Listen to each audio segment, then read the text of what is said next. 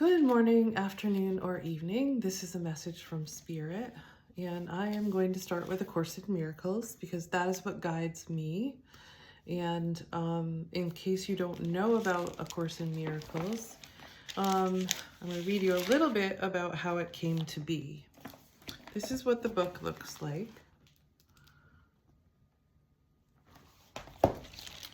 And A Course in Miracles began with the sudden decision of two people to join in a common goal. Their names were Helen Schucman and I don't know how you pronounce that, and William Thetford, professors of medical psychology at Columbia University's College of Physicians and Surgeons in New York City.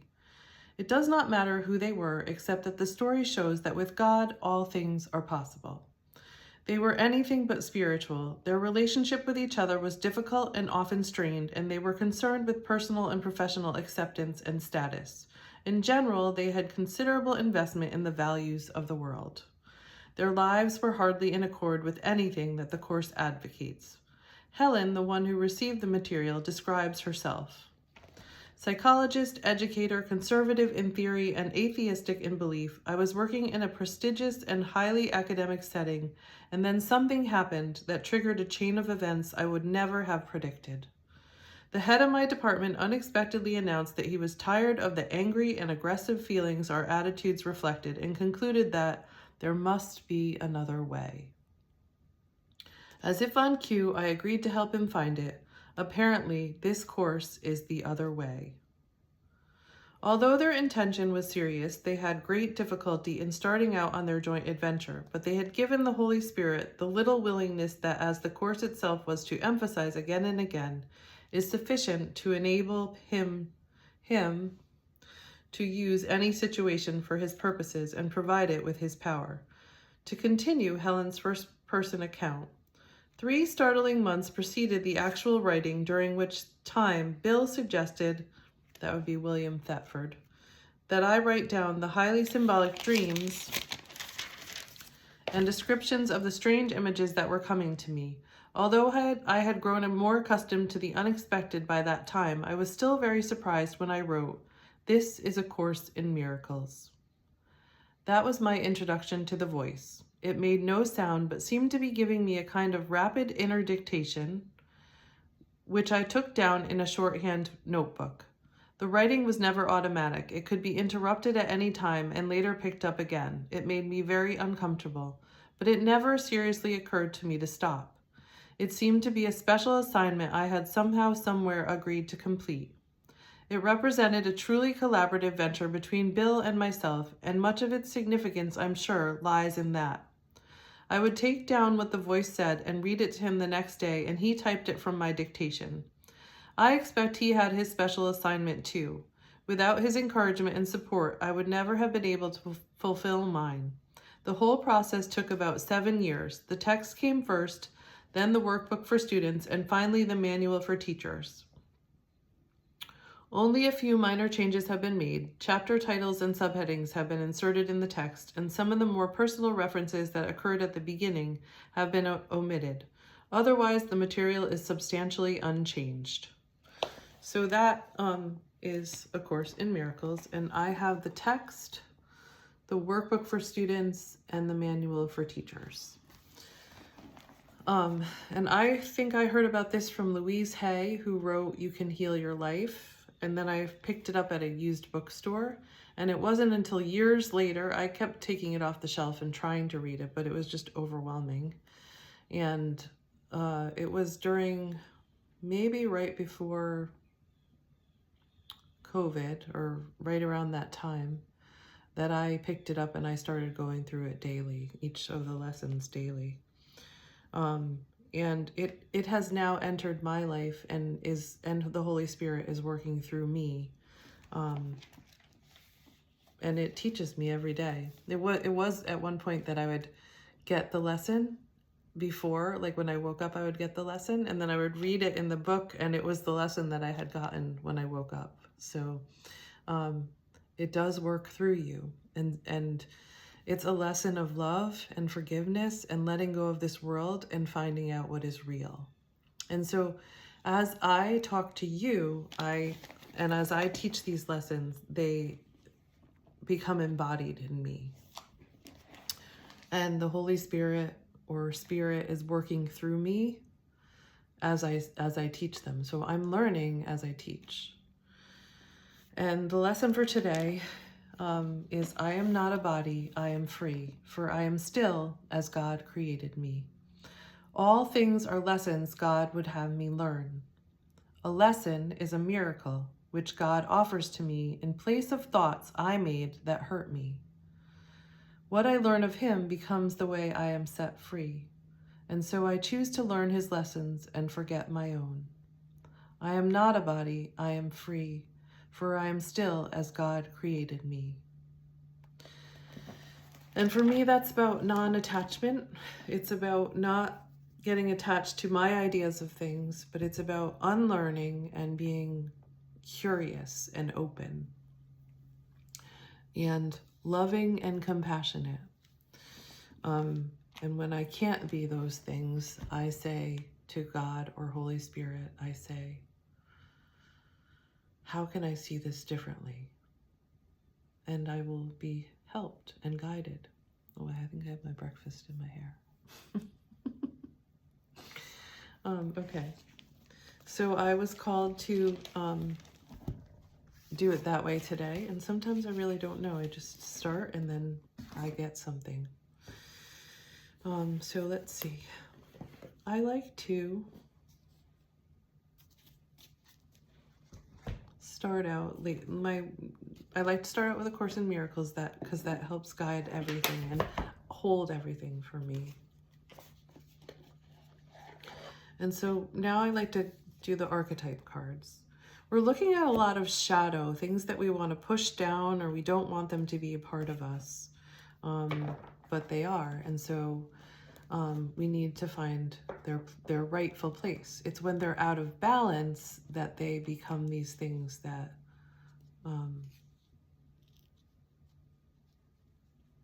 it's when they're out of balance. It's kind of like, so I am a therapist, and I learned the model of internal family systems, which talks about us having protector parts that are parts that come and they fight for us and they defend us, and they're sometimes very combative. But they have their place and we need them. They've taught us how to be here on earth. And so we need them. So we need to make friends with those parts. And then we have our, I think they call them wounded parts, but I think of them as our inner children. And we've pushed them down into the basement because we didn't know how to take care of them, or the people that raised us didn't know how to take care of them.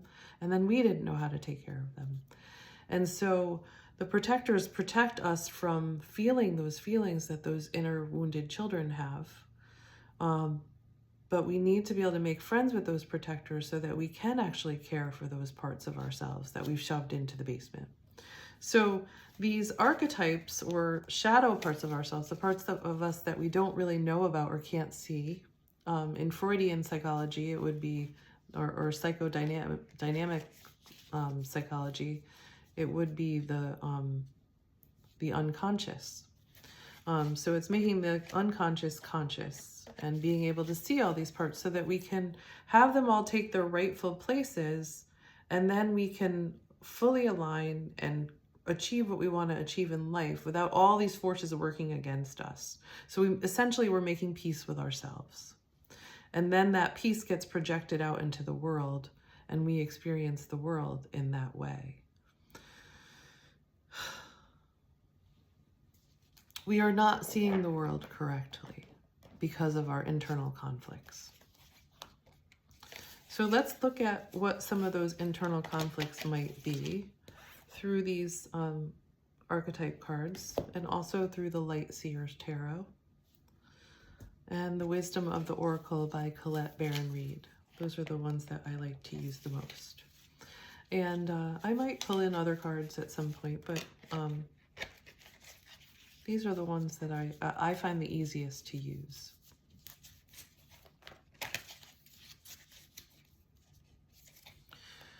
So what are the shadow aspects of ourselves that are coming up for us that we're ready to see Because sometimes we're not ready to see things. There's too much. We're overwhelmed and we can't see it all at once. We're not supposed to see it all at once. We need to just be able to trust that when we're ready to see it, the teacher will come help us to see it.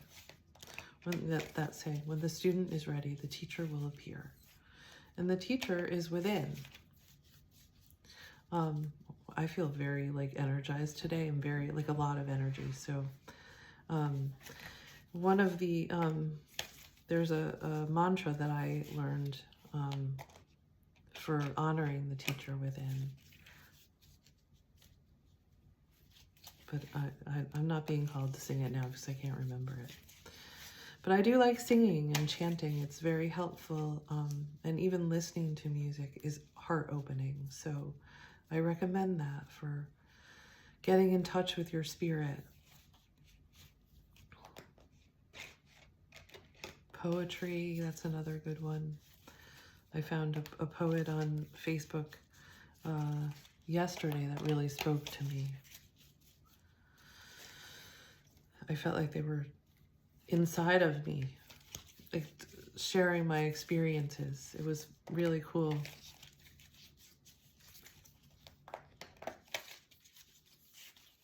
Okay.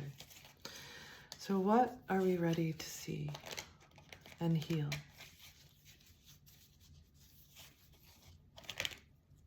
Okay. The damsel and the hermit. Okay. I was just getting a call, but I'm not really ready to take it, so I'm not going to keep going with my video. Okay, so the damsel is light attributes. Understanding the nature of healthy romance inspires you to rely on yourself. Oh, this is a good one. Okay. So when romance or a romantic partner comes towards you, sometimes you recognize how you are not ready for it. You're not ready for love, and how all kinds of protectors come up for you. And all kinds of walls. So we may be wanting love, but we're not feeling secure enough to accept it. Secure enough in ourselves. And that actually was coming up for me yesterday. So I needed to do some self-care around my own personal feelings of security, so that I could be more ready to let love in. Okay, so the shadow attributes are waiting for a knight to provide for you, seduction by romantic illusion. So that's thinking that somebody else is going to come save you. You need to save yourself. So what's going to make you feel secure and loved and whole? Yesterday, for me, it was some things around my identity, like who I am, and around my finances. That's what I needed to take care of to feel more secure. But other things came up about my security as a child, how I felt very insecure as a child, and how my worth was tied to my taking care of others. And so I was able to uncover some of that through a coaching session, a spiritual coaching session, which is what I'm learning now, how to do that spiritual coaching. And it's so amazingly powerful. It made me realize how messed up the field of therapy is, because therapists are taught to take care of other people when other people really need to learn that they have the ability to take care of themselves. So it's empowering people to know how they can take care of themselves. And some of the things that have been taught in therapy have been very, very helpful. And also some of them have been very hurtful, like feeling responsible for other people's lives and for taking care of other people, when really I need to empower them to help them to see that they can care for themselves.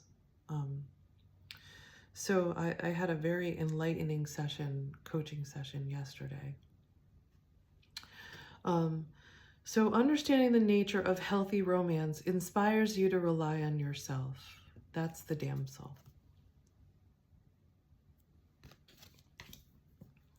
And the hermit seeks solitude to focus intently on your inner life, serves personal creativity. So we might be in this hermit mode now, kind of looking inwards to find our inner light and our creative spark. What it is, you can see that inside his heart is just coming out. But sometimes we need to bring it out in order to see it. So the shadow attributes are withdraws from society out of fear or negative judgments of others, refusing to help those in need. Okay, so I'm feeling that withdrawal, that hermit energy, but I'm from like the society that I'm living in. But I'm also feeling like I need to bring out my light into the world, and I'm doing it this way.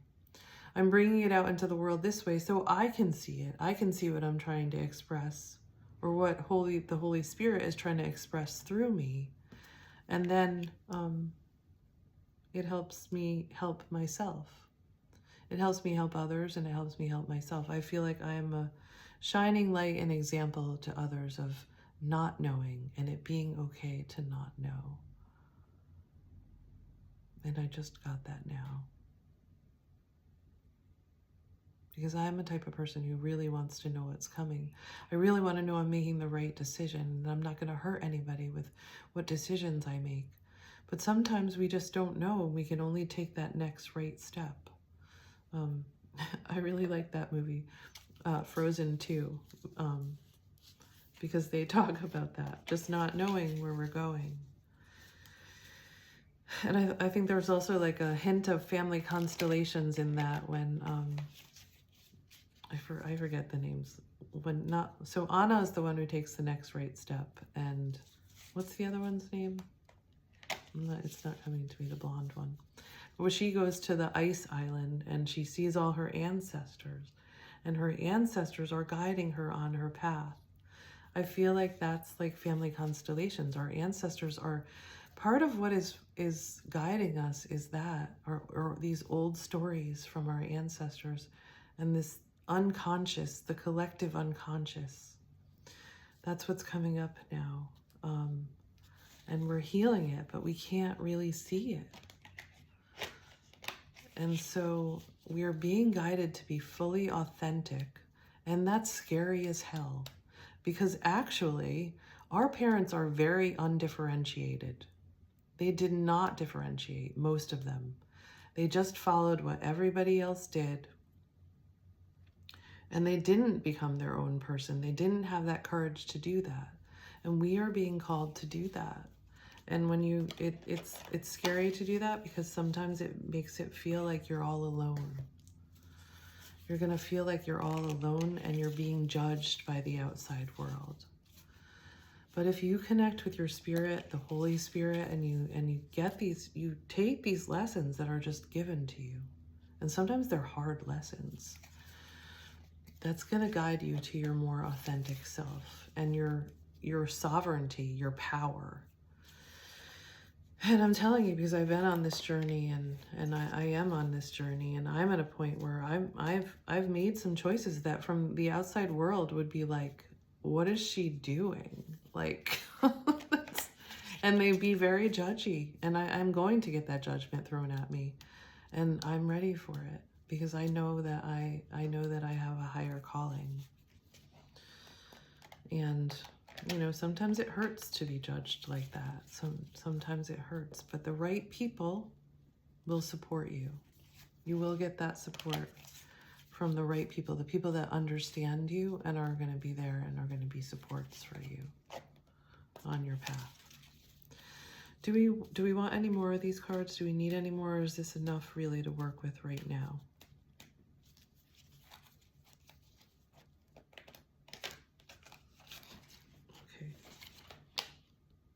We got a couple more. we got artist. The light attributes are expressing a dimension of life that is just beyond the five senses, inspiring others to see life symbolically. That's cool. That's what I'm telling you about. Like, just because you don't understand what your gift is yet doesn't mean you can't express it into the world. So find a way to express it so you can see it. And you can see your own inner beauty. Express it. You don't have to know what it is yet. Just know that you are beautiful and the world needs your beauty. Your particular beauty. It's your light, and it lights you up and it lights other people up. In my spiritual life coaching class that I'm taking, the teacher has such a beautiful voice, and she was doing mantras with us. And those mantras just opened my heart, and tears came to my eyes. And that's what your art has the power to do. Whatever it is that's in you that wants to express, it's your spirit calling to you. It may be aching. I feel it as an ache, and I feel it in my chakras, particularly my heart chakra and my core chakra. It's like strong ache, but I can feel it in all my chakras at certain points. So the shadow attribute is using talent as an excuse to mistreat others, posing as the starving artist to elicit pity. Yeah, you don't want to get bogged down in any of heavy energy. If it feels heavy, let it go. You don't need to be in that heaviness. Let your art lift you up and take you out of that. Let it be heart-centered. So find a way to express that in the world. And then the Midas Miser, which we have just been getting, I got this so much in the beginning. It's the light attributes are entrepreneurial or creative ability to turn anything into gold. Delight in sharing life's riches. That's the energy that you want to stay in. But less entrepreneurial, that will just come automatically, I think. And more about your investing in yourself and your creative ability. Just not worrying about money, just expressing you, expressing your art, and in any way that you feel drawn to. Like, I really love to do this. This is my art. This is how spirit speaks through me. I'm not an artist. I am a singer. I like to sing, but I don't write music yet. Maybe someday I will be able to do that. But right now, that's not my gift. That's not my art. This is my art, and I like YouTube. I also do videos on TikTok. I've decided to just do like a Course in Miracles brief video on TikTok because I have a following there for that. And these are my longer spirit messages that this is my art. What is your art, and how do you want to bring it into the world? So the shadow attributes are hoarding money and emotions. Oh, it's that kind of like holding on to emotions. It's like withholding, and we don't want to do that. We want to be able to express ourselves, express your love, express your creativity. So the shadow attributes are hoarding money and emotions, obsessive fear of losing your wealth, or even losing your love. Like even, like this not working out, your romantic relationship not working out. What if it doesn't? Like mine didn't work out. My marriage didn't work out. And the message that I got from Spirit when it all fell apart, and I had devoted my whole life to it because I'm a marriage and family therapist, and everything I devoted to having a good marriage and a good family. And then when I realized that my marriage wasn't working and I had to get a divorce, that was devastating and disillusioning for me. And I was just like, but God was talking to me. Like God is the one who basically told me this is not working for you. I got this auditory message that was like, you thought if you did everything right, you would be loved. And I wasn't experiencing that love. I felt so lonely and sad. And I was just aching for love and connection. And so I learned how to love and connect with myself. I had been learning that, and I just learned it more and more.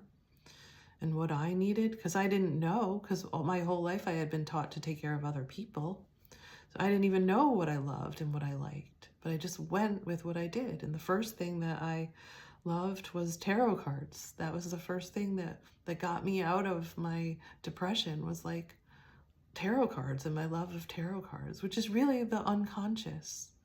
I've always loved Freud and the unconscious. Like, I've always felt so connected to that. And not being able to see it though, but just feel it. It's been stronger than anything in my life. And so tarot cards are a way for me to see it and make it feel like it's real. Like, because this world looks real, but it's not real. What's real is inside of you, that world inside of you.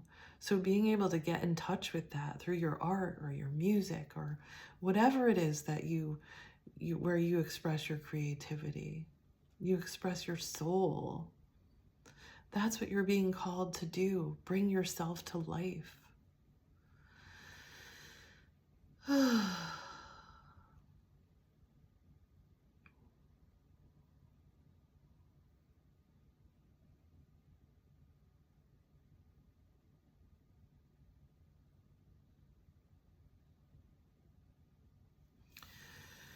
Okay, I keep getting all these messages while I'm doing this, which is a little bit distracting.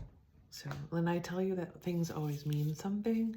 So you are getting distracted by the outside world, but you're also really being called to listen to your spirit, because the outside world throws all this crazy shit at you. And it's like, if you don't have your own internal compass, if you don't learn to listen to that own internal compass, you're going to go crazy. So you need to learn to listen to that. Okay, so we're going to pull some cards from the Light Seers Tarot.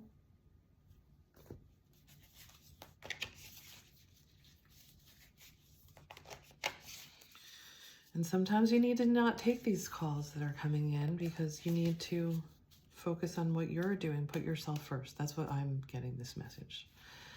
I always want to take care of other people and respond to other people, but sometimes I need to just go in and listen to me and respond to myself and listen to my inner voice. Hear my own inner call. Answer my own, oh my God, that's it. Answer your own inner call. Answer the call of your spirit. Answer that call. Forget about all those other calls coming from friends and family and associates and telemarketers. That people that are trying to sell you something. Answer your own inner call. Answer the call of your spirit. Because it's getting louder. And it's not going to stop. Okay, so this is the Light Seers Tarot by Chris-Anne.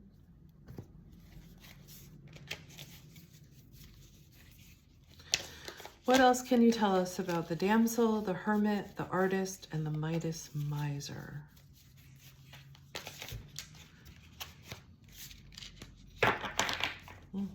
A lot of cards wanted to come out there, but...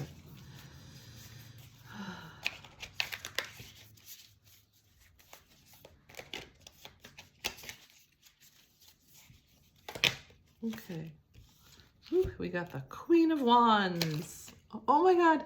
Oh my God, we got the Chariot. I'm so excited about this because I wanted to tell you about what I've been doing with this card, the Chariot. So we got the Chariot.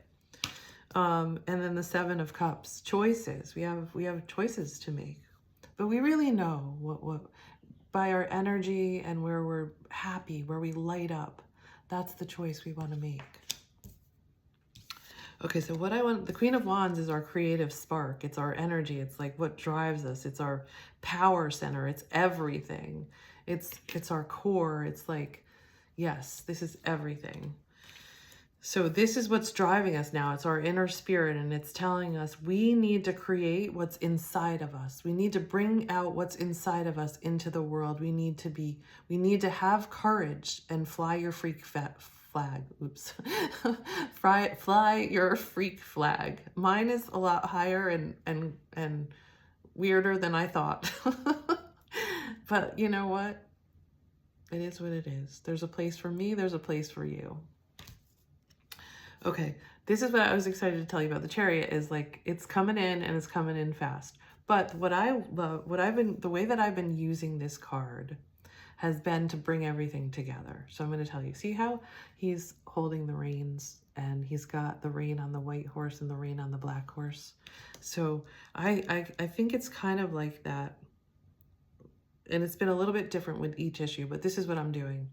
I'm holding the reins, and in my right hand, I'm holding the rein of my fears.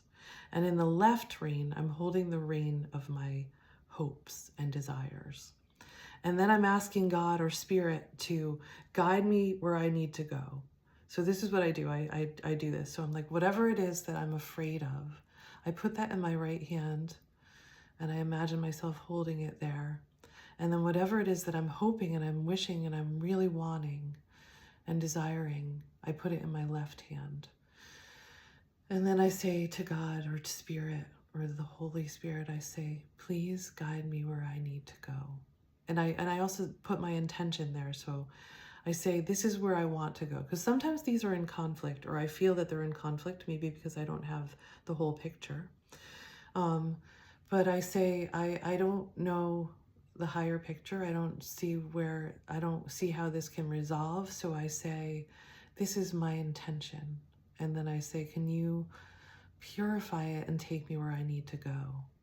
And then I just feel that, and it's my way of letting go and feeling that happen. And then I did this the other day with a family constellation. So the way that I do the family constellations when I don't have all the people to work with is I put on a piece of paper what it is that I want to know more about. So I was thinking about moving, and I put on the paper staying where I am, and then I put on the paper where I wanted to move, or the idea of where I wanted to move on another paper. And I just held the reins, and I asked Spirit to take me where I wanted to go. And so we're really co-creating with the divine, co-creating with Spirit, co-creating with God. And we can co-create with each other too. Like, we can co-create with our romantic partners, but we have to be fully sovereign. We have to really be healthy and whole and be able to rely on ourselves first.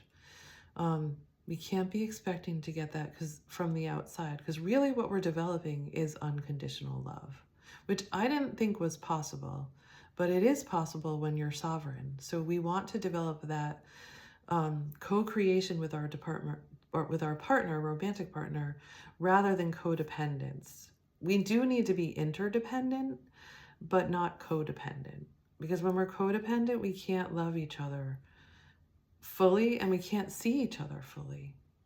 We have to be sovereign, and you'll know when fear starts coming up in you. Like, fear started coming up in me yesterday, and I said, I don't feel secure enough to be loved right now.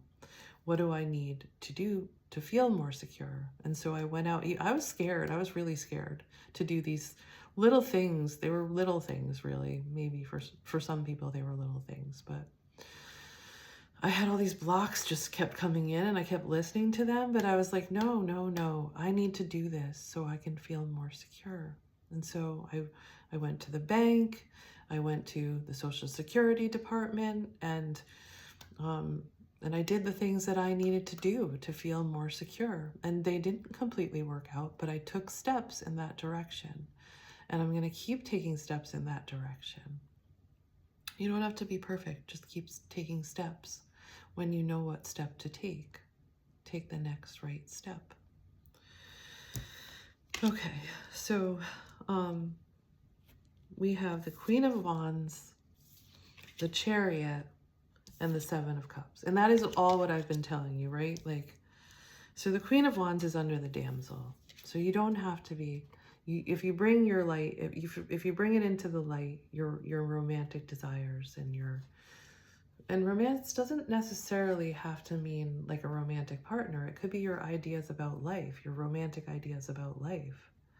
Like, I should be able to be an artist and get paid like what I am worth. Yes, you should. You're not wrong about that. Ground that idea. You are right about that. Don't listen to the stupid world tell you, oh, art doesn't mean anything. There's so many artists. You're not going to get paid. Don't listen to that shit. It's not true. People told me that when I was going into private practice as a therapist. There's so many therapists, you won't make it in private practice. I did fine. I had tons of clients. I had so many people coming in and wanting what I had to give, because that was my gift. That was my art. I was supposed to do that at that time. If it's in you, if that's what's calling to you, do not worry about money. It's coming. I know we have to do practical things, and that's okay. We do need to do practical things. We need to ground it in this physical world. But your spirit is calling you. Answer the call. Okay, then the Hermit, we have the Hermit and the Chariot, or the Chariot's underneath the Hermit. So we do need to go inside and focus on we do need to kind of listen to ourselves, go inside and listen in whatever way you do that. I do meditation, that helps me.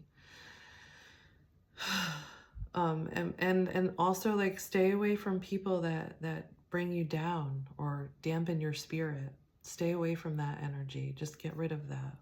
Go to the places that make you feel connected to your spirit and that you can hear yourself. So this has been a process for me, and at one point I realized, through doing a family constellation, I realized that I had taken on, as a very young child, I thought I was responsible for my parents' marriage. I really, really believed that, as much as I was told, that's not true, and of course you're not. I still really believed it, and I couldn't get rid of that until I did a family constellation where I sat down on my younger child self and I looked up at my parents, and I felt how I took it on, and I felt how I couldn't possibly have helped them have a good marriage as a child. I didn't have power over that. I didn't have any control over that. I just loved them so much, and I wanted them to be happy. And so I thought if I took that on, then I could help them and make them happy. So once I realized that, it was real hard for me to go back to work as a therapist, because I just felt my inner child so sad and so she didn't want to be there. And so I took a month off, and this was in August, maybe, I don't remember when, a few years back, maybe 2021 or 2020, I think it was 2022 actually. And I just couldn't do anything. I just went outside in nature with my dog, and I just sat there, and I just felt God all around me. I just felt love and God all around me, I was supposed to be there, just resting in spirit. But I just kept asking, okay, well, how am I going to make money? How am I going to support myself? I need to do something. But I was just okay, you can take a month off and just heal. And not all of us can do that, but what can you do? What are you being called to do? Okay, so let me get a little more about the Chariot.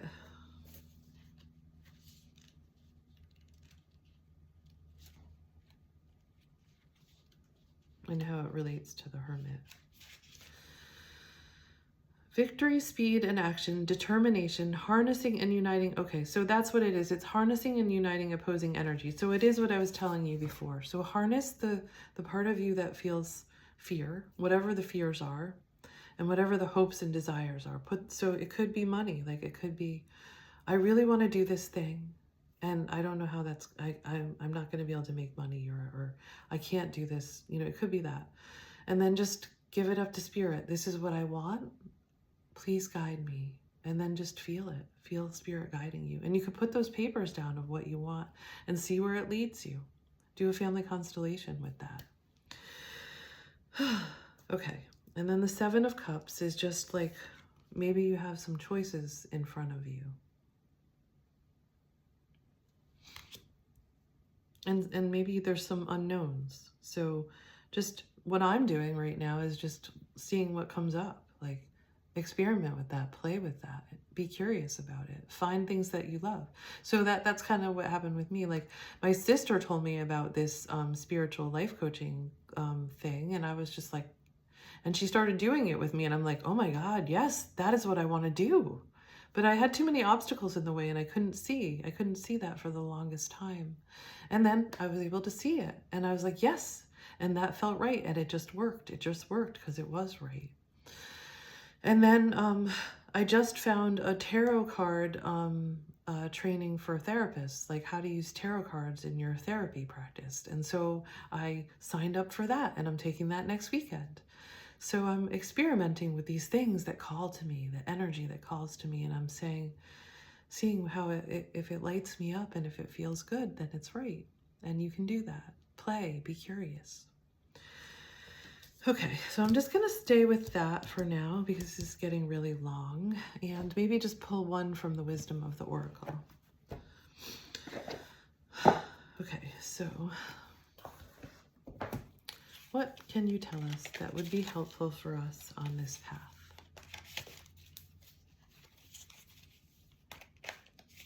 As we learn to listen to our inner spirit. It comes from that feeling orphaned, yes. Ah, orphaned, yes. We feel like God left us. Maybe our parents didn't give us what we needed. Maybe we're feeling unloved and unappreciated. Maybe the people that we've been around don't understand us. And we just haven't found where we belong in the world. Yeah, I just love that when I get validated and confirmed. A sense of loss, an identity crisis. Recognizing that you don't fit in. Needing to belong and an uncertainty about your place in the world. Unless you can be your authentic self, you're not going to find your place in the world. You have to have the courage to do that in order to find where you belong. So you may be a little bit lonely for a while. You may be that hermit. Find the love and connection where you can find it. Maybe you have a pet, maybe you have a person, maybe you have a place. Where do you feel that love? Maybe it's through your poetry, maybe it's through your reading, maybe it's through song. You have some way of connecting with life and with God and with spirit and feeling that love. Even like I said, going out in nature, I could feel it all around me. I could feel that love. I could feel spirit all around me. So how do you connect to that?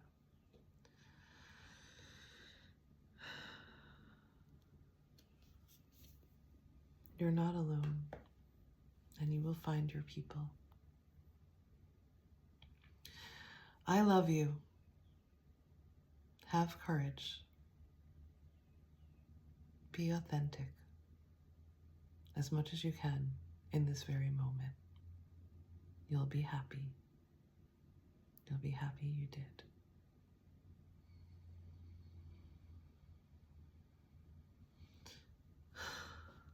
Namaste.